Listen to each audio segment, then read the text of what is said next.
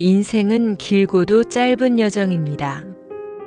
젊은 날에는 시간이 무한히 흐를 것 같지만 어느 순간 거울 속 자신을 바라보며 문득 깨닫게 됩니다. 세월이 흘렀다는 사실을, 그리고 삶의 계절이 어느덧 깊은 가을로 접어들었다는 것을 말입니다. 노후란 단지 연령의 문제가 아닙니다. 삶을 대하는 태도, 마음의 성숙도, 그리고 존재의 깊이가 드러나는 시기입니다.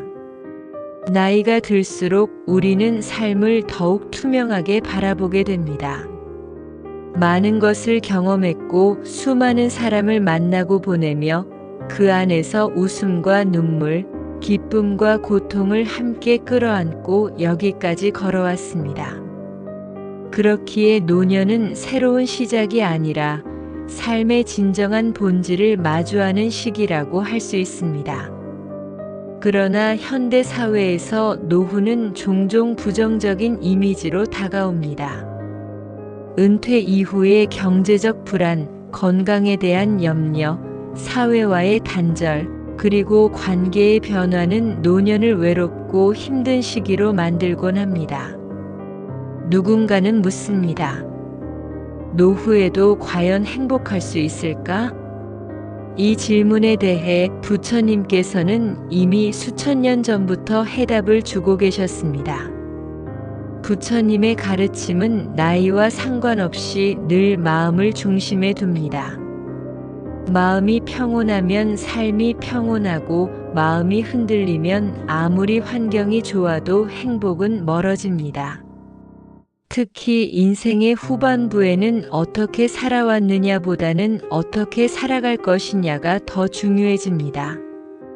지금부터라도 마음을 바꾸고 삶을 새롭게 바라본다면 노후는 또 하나의 황금기이자 축복의 시간이 될 수 있습니다. 노후를 진정으로 잘 살기 위해서는 몇 가지 삶의 태도와 내면의 자각이 필요합니다.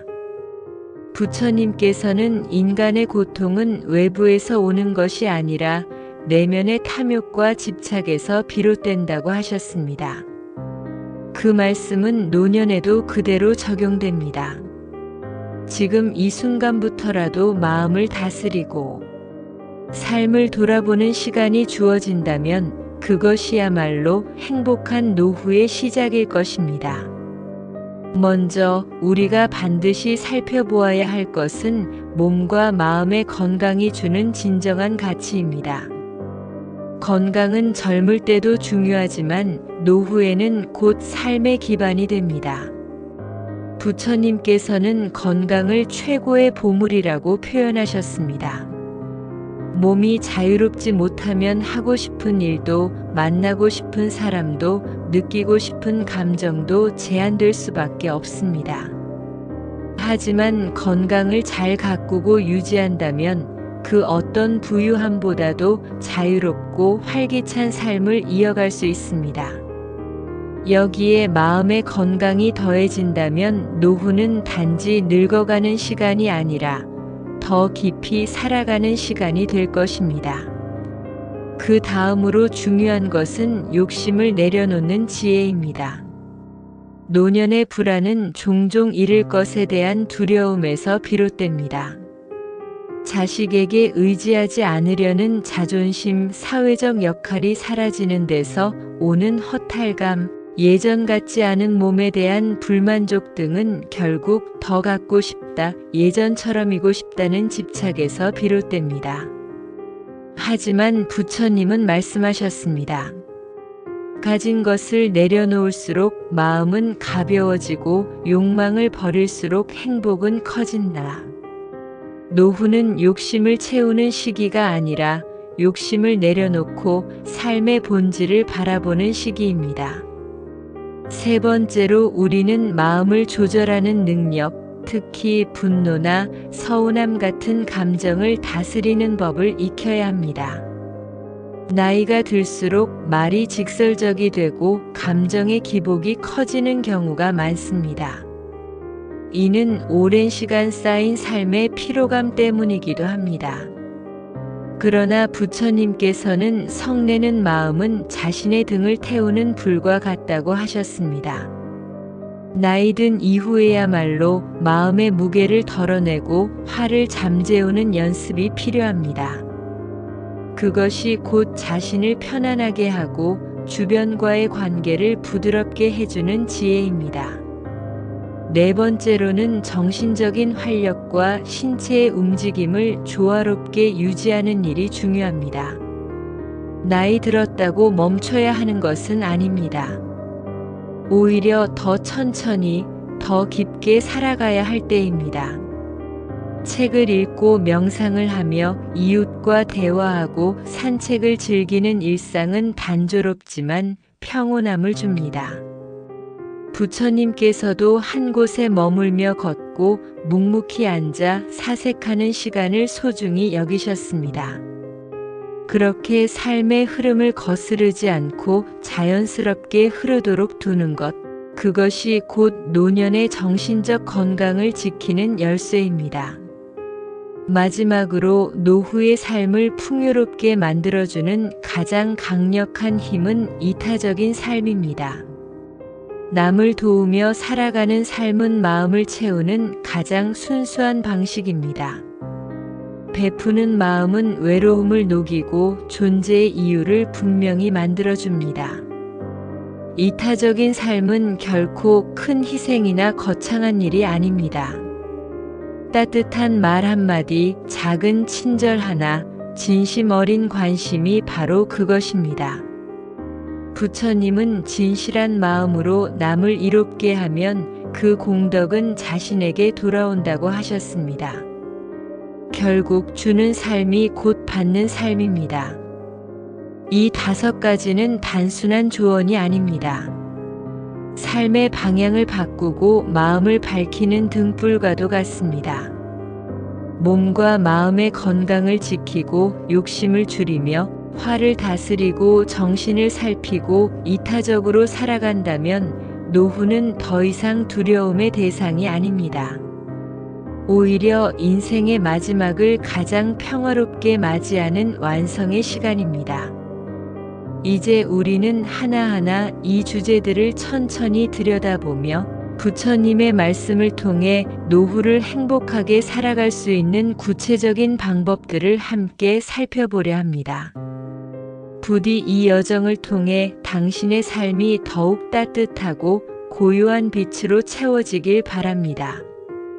나이가 들수록 우리는 삶에 대해 더 많은 질문을 품게 됩니다. 젊은 시절에는 앞만 보고 달렸다면 노년기에 접어들면 멈춰서서 그동안의 길을 돌아보게 되지요. 나는 잘 살아왔는가? 이제 어떻게 살아야 할까? 하는 물음이 조용히 마음을 두드립니다. 그리고 그 물음에 진심으로 답하고자 할 때 우리는 외부의 조건보다 마음과 삶의 태도를 다시 보게 됩니다. 부처님께서는 인간의 고통과 해탈에 대해 가르치셨지만 그 가르침은 추상적인 철학이 아니라 구체적인 삶의 방식이었습니다. 지금 우리가 노후를 어떻게 살아야 하는지에 대한 지혜도 그 안에 고스란히 담겨 있습니다. 특히 노년을 건강하고 평화롭게 보내기 위한 길은 부처님이 강조하신 절제, 자각, 균형이라는 3가지 키워드를 통해 비로소 열리기 시작합니다. 우선 건강한 몸과 마음이 행복의 가장 단단한 토대임을 이해해야 합니다. 나이가 들수록 예전처럼 자유롭게 움직이기 어렵고 잦은 통증이나 불편함을 겪게 됩니다. 이때 많은 이들이 낙담하거나 스스로를 놓아버리기도 합니다. 그러나 부처님께서는 고통이 있어도 그것을 잘 바라보고 조절할 수 있는 힘을 키우는 것이 진정한 건강이라 말씀하셨습니다. 건강이란 병이 없는 상태가 아니라 삶을 기꺼이 살아갈 수 있는 내면의 힘입니다. 예를 들어 매일 일정한 시간에 몸을 움직이고 식사를 조절하고 규칙적인 생활을 하며 스스로를 정갈하게 유지하는 것, 이러한 삶의 태도가 건강을 만들어갑니다. 부처님은 몸을 지나치게 억제하지도 과도하게 탐닉하지도 말라 하셨습니다. 이른바 중도의 삶이 바로 노후의 건강을 지켜주는 가장 안정된 길입니다. 또한 건강은 마음의 안정과도 깊이 연결되어 있습니다. 몸이 편안하면 마음도 가라앉고 마음이 고요하면 몸도 한결 덜 괴롭습니다. 그래서 노년의 건강이란 단지 병을 치료하는 것을 넘어 삶 전체를 조율하고 돌보는 과정입니다. 그것은 약에 의존하는 것이 아니라 나 스스로의 생활을 가꾸는 내적인 태도에서 비롯됩니다. 그런 태도를 기를 수 있을 때 비로소 노년의 하루하루는 고요하면서도 충만한 시간이 됩니다.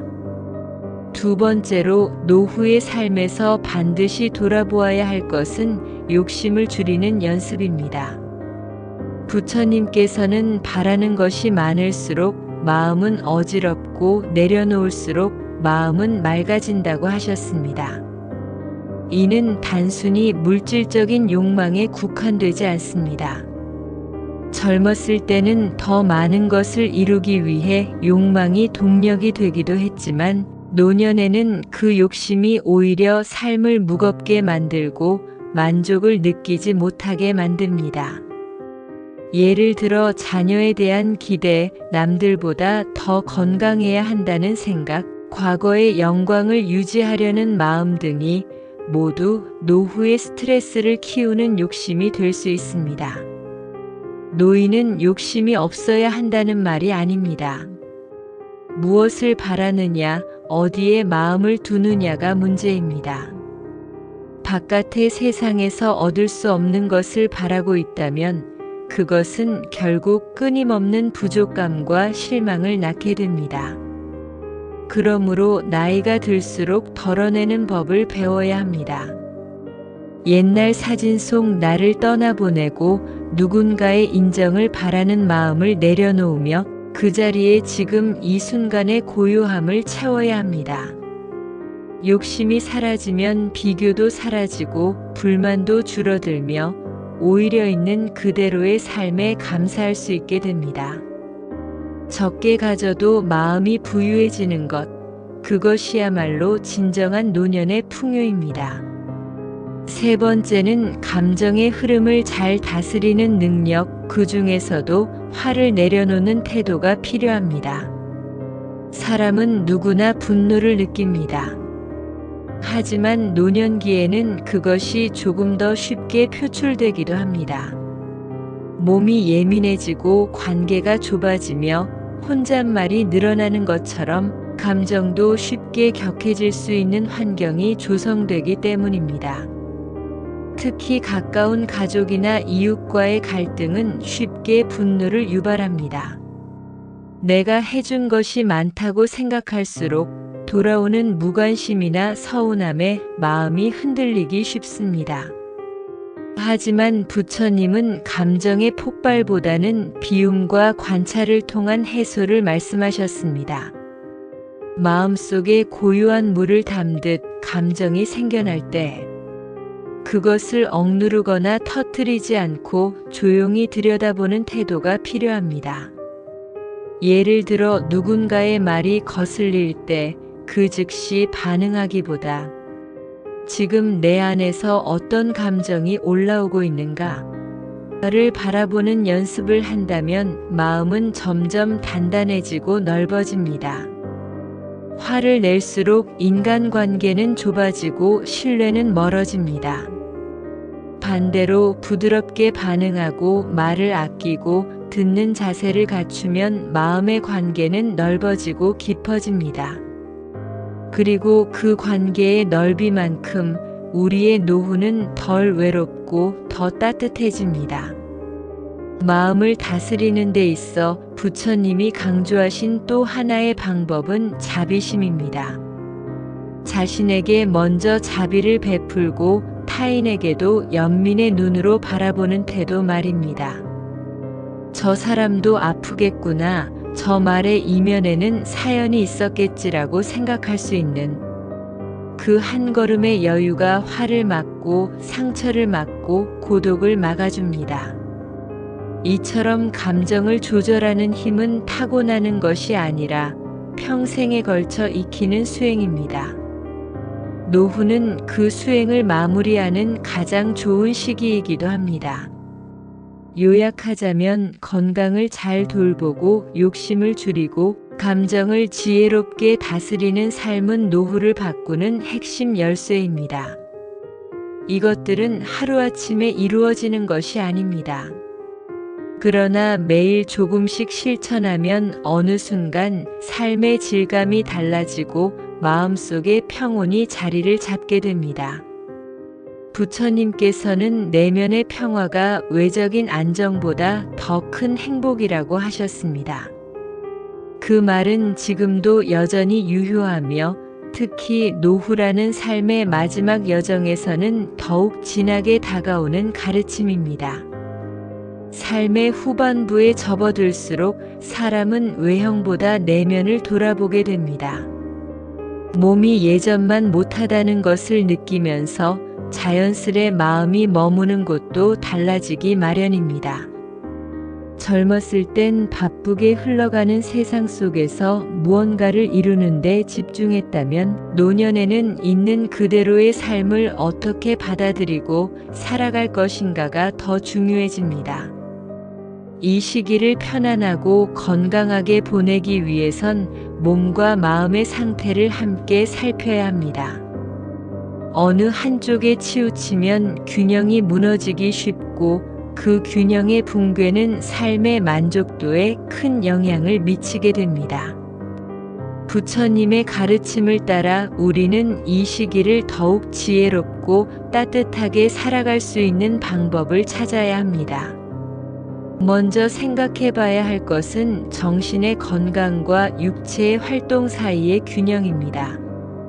사람의 마음은 늘 외부 자극에 노출되어 있고 그 자극은 때때로 마음을 피로하게 만듭니다. 특히 나이가 들면서 변화에 대한 적응력이 느려지고 감정의 탄력도 약해지면서 정서적인 피로감을 더 자주 느끼게 됩니다.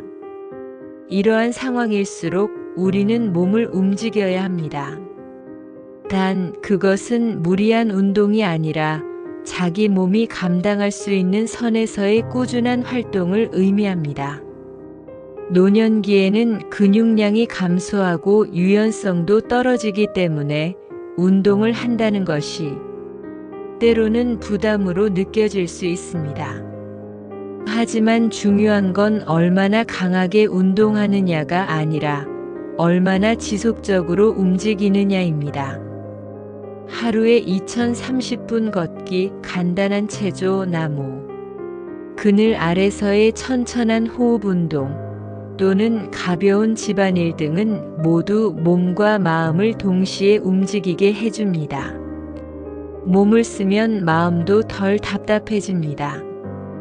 이는 단순한 기분 전환이 아니라 실질적인 뇌 기능 회복과도 연결되어 있습니다. 움직이는 행위는 생각을 단순화시키고 불안이나 우울감을 완화시키며 자아를 생기있게 만들어줍니다. 부처님께서도 걸음과 호흡의 수행을 통해 마음을 맑히고 집중력을 되찾는 것을 매우 소중히 여기셨습니다. 뿐만 아니라 일정한 시간에 자고 정해진 시간에 식사하고 하루를 일정한 흐름 속에 둔다면 마음은 자연스럽게 안정을 찾게 됩니다. 혼자 있는 시간이 많아질수록 이러한 생활의 규칙성은 더욱 중요한 요소가 됩니다. 혼란스러운 마음을 조율하는 데는 특별한 도구보다 오히려 단순한 패턴이 효과적일 때가 많습니다. 그리고 정서적인 안정은 단지 규칙적인 생활이나 가벼운 운동만으로 완성되지 않습니다. 내 마음이 어디를 향해 있는지, 누구를 바라보고 있는지가 정신의 맑음과 깊은 관련이 있기 때문입니다. 그래서 노년기에는 자기 중심적인 삶을 넘어서 이타적인 삶으로 전환하는 것이야말로 정신, 건강을 근본적으로 회복하는 하나의 길이 됩니다. 부처님께서는 여러 차례 이타적 삶의 가치를 강조하셨습니다. 자신만을 위해 사는 이는 길을 잃은 나그네와 같다고 하셨으며 타인을 이롭게 하는 삶이 곧 자신을 구하는 삶임을 여러 경전에서 설하셨습니다. 나이를 먹는다는 것은 많은 것을 경험하고 얻었다는 의미이기도 하지만 동시에 이제는 그 얻은 것을 나누는 지점에 도달했다는 뜻이기도 합니다. 노년의 삶이 공허하게 느껴지는 이유 중 하나는 더 이상 자신이 누군가에게 필요한 존재로 느껴지지 않는 데 있습니다. 하지만 베풀고 돕는 삶은 이 감정을 바꿔줍니다. 작게는 누군가에게 따뜻한 말을 건네는 일에서부터 오랜 친구에게 안부 전화를 걸고 손주에게 이야기를 들려주는 것까지 모두가 이타적인 삶의 실천입니다. 중요한 것은 그것이 반드시 물질적인 나눔일 필요는 없다는 것입니다. 오히려 마음을 쓰는 것, 공감하는 것, 시간을 함께하는 것처럼 존재를 나누는 방식이야말로 노년기에는 더 큰 의미로 다가옵니다. 이는 나 자신을 살아있는 존재로 느끼게 해주고 삶의 온기를 불어넣어 줍니다. 또한 이타적인 삶은 자연스럽게 족함을 아는 마음으로 연결됩니다. 무엇인가를 베풀기 위해선 먼저 내가 가진 것을 들여다보게 됩니다. 그리고 그 과정에서 우리는 자신이 얼마나 많은 것을 이미 가지고 있었는지를 깨닫게 됩니다. 그 깨달음이 만족으로 이어지고 만족은 더 이상의 불필요한 욕망을 내려놓게 만들어줍니다. 부처님께서도 족함을 아는 이는 비록 가난해도 부유하고 만족을 모르는 이는 아무리 부자라도 가난하다고 하셨습니다.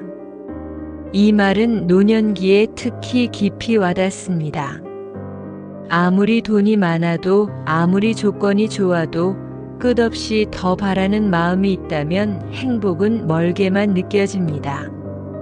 반면 소박한 하루 속에서도 내가 가진 것을 소중히 여기고 나눌 줄 안다면 그 삶은 풍요롭고 충만하게 느껴집니다.